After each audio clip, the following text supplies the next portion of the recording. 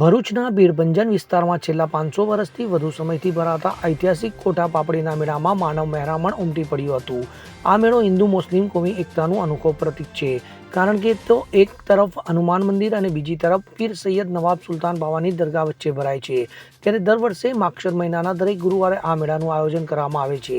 આ મેળામાં આવતા શ્રદ્ધાળુઓ સપરિવાર ટાળું જમણ લેવાની સાથે મંદિર અને દરગાહ બંને સ્થાનિકો પર ઢેબરા, ચણા અને ફૂલ ચડાવી ધન્યતા અનુભવે છે।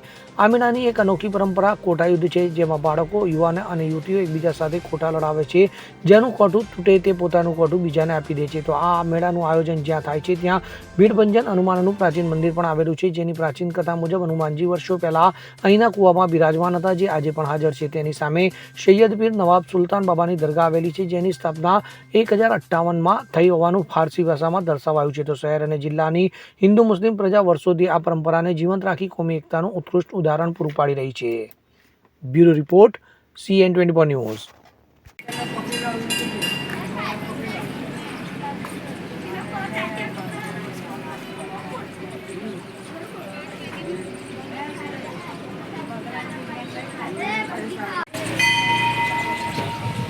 બકરાના ભાવ બહુ ઓછી છે કે થોડી દીધું માલનો ધંધો કર્યો બહુ આનંદ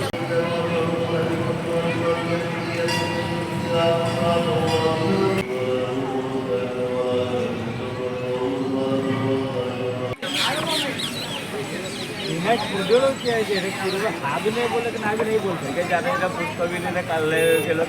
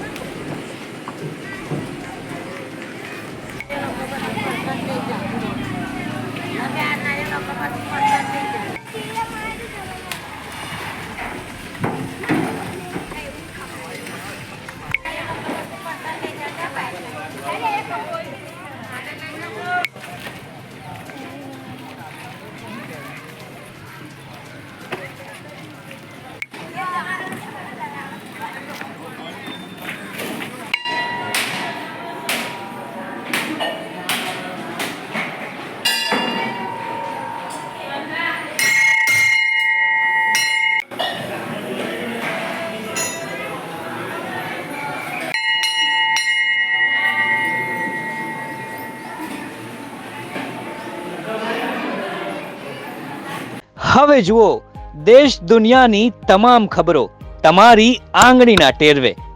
ઉઠાવો મોબાઈલ અને ગૂગલ પ્લે સ્ટોર પરથી ડાઉનલોડ કરો અમારી CN24 ન્યૂઝ મોબાઈલ એપ।